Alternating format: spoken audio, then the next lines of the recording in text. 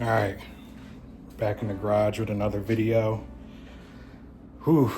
So I've been kind of stocking up on parts, trying to get this project that I want to do in order. So I just haven't kind of done anything in a while to the car. There's a couple of problems that we have to solve on the car, just kind of not go fast parts, but fix it parts that we need to do. And also I want to redo the coolant system with some K-Tuned parts that I ordered and some AM lines that I kind of stocked up on. So I'm gonna turn the camera around here. Let's go over the fix-it parts first.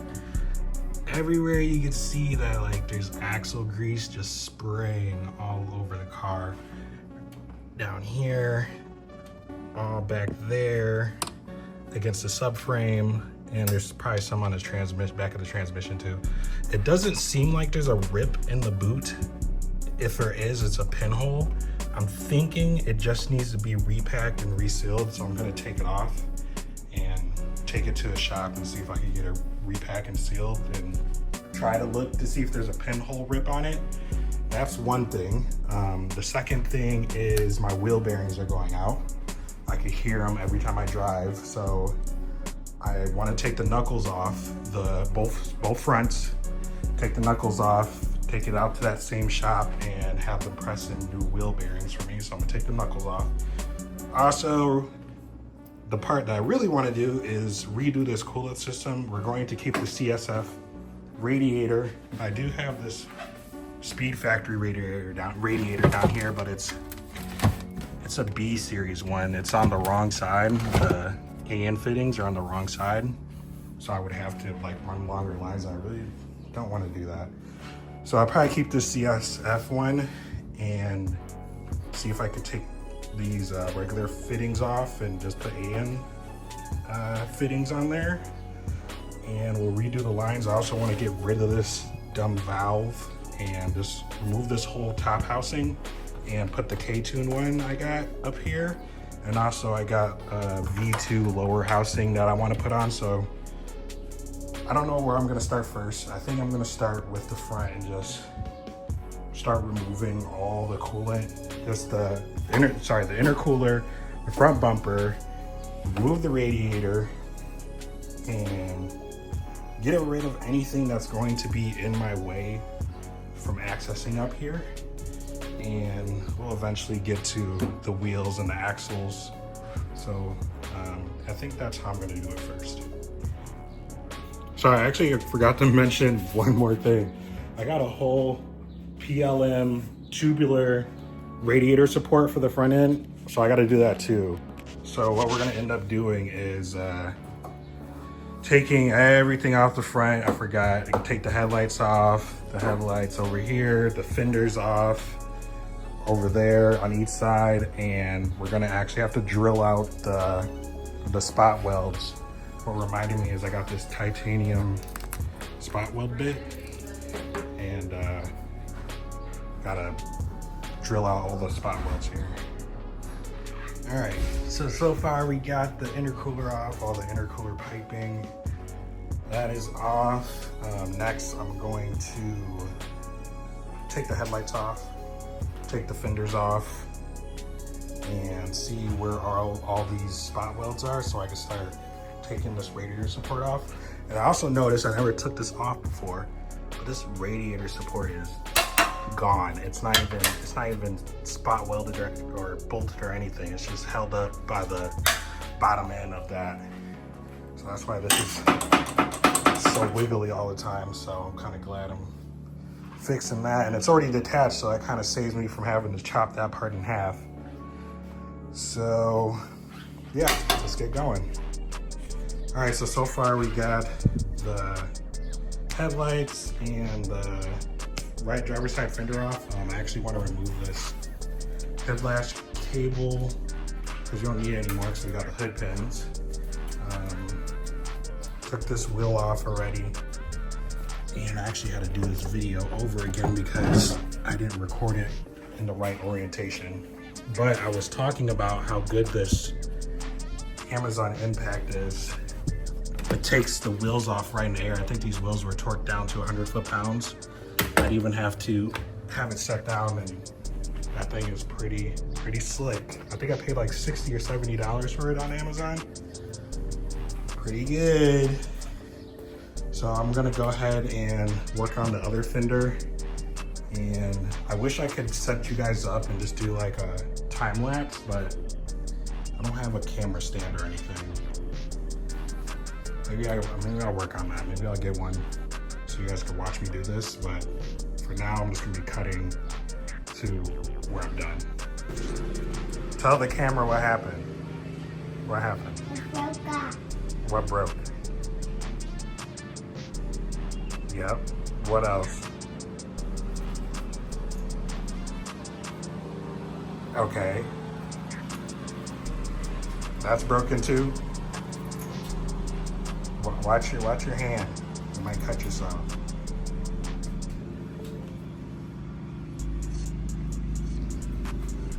All that's broken? Yeah. Uh-huh. This broken. Mm-hmm. This broke. Yeah. All right, don't move that too much. All right, come on. That's broken. Tell the camera what we did. What happened over here? Huh? What happened over here? It broke. We took it off. Yeah. So we took off the headlight kind of bracket over here, and that one on the other side. What we have to do next? Okay. Kaizen. What we have to do next? This. Now we got to take this out. Yeah. This out. Okay. Try to take this like this. All right, it was a whole thing, but me and my son got the radiator off, and now we have full access to the lower housing, which we got somewhere in these parts over here. Right here, probably full boost right here. The next day. All right, it's a new day. Back out in the garage. We didn't get much further than we did previously. So what do we do? We put the swivel neck on over here. I took the back of this lower housing off, and I did the Honda bind on it, and I also did the Honda bind on the back of this as well. So we'll see. Hopefully no leaks. What are we doing next? What are we doing next? Oh, we're gonna take this off next.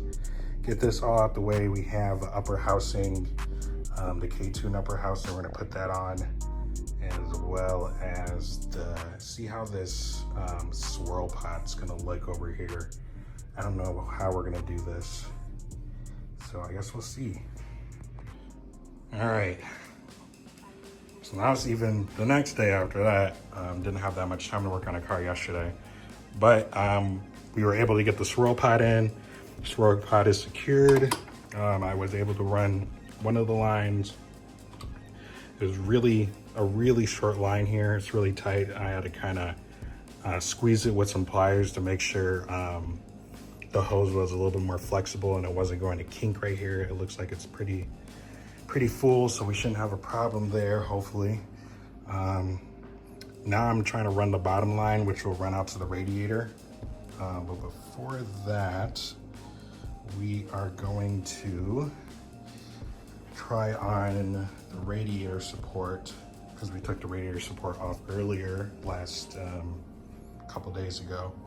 So we're gonna fit the radiator support so we can start mounting the radiator back. I have to put the AN line right here, and I am missing one more of these. I only have one more of these. I need another one. So I bought another one on Amazon. It'll be here tomorrow morning. It's gonna be black. It's not gonna be the same color as this, but who cares? And then yeah, let's let's try on this radiator support and see how this is gonna line up. I have no idea. I kind of want to do some cleaning of the engine bay as well while I have all this access, because usually I don't have access to the front of the vehicle like this.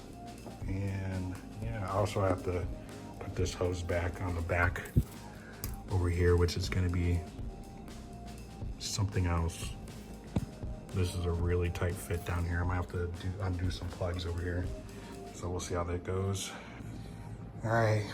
So we pretty much got everything plumbed up. I ended up running the bottom one a little bit differently. I ran a loop, I don't know if I can focus, to a 90 down there. So it's a 90 down there and it loops around and does that. I couldn't really get it just to go straight down because of how the radiator is angled, as well as the swivel neck is angled. So I had to do that. Now I'm looking for my AM wrench so I could tighten this up, and I can't find it anywhere. So be back after I find this thing. All right, it's been about a week since my last video. I got stuff to do. I got kids and all that, so I couldn't really get around to the car.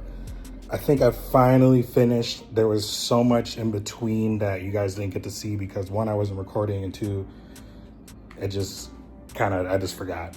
But I'll explain to you guys what I did and how the reason why I had to do it and how I got to that conclusion. So here we go.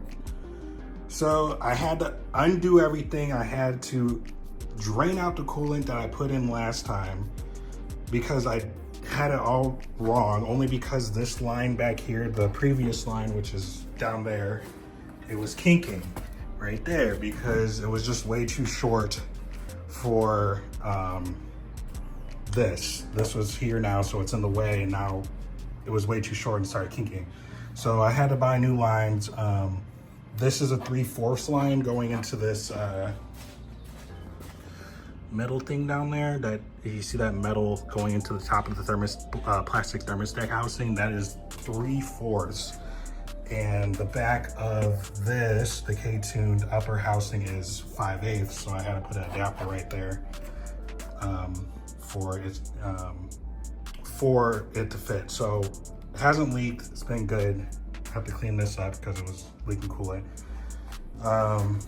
But after that, we were all good.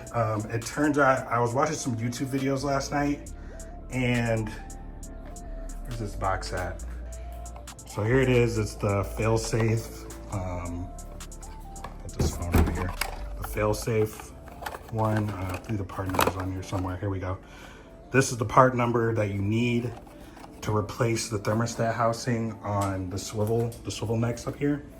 So I replaced it. I drilled out the tab that comes on it and also drilled 2 more holes on each side of it.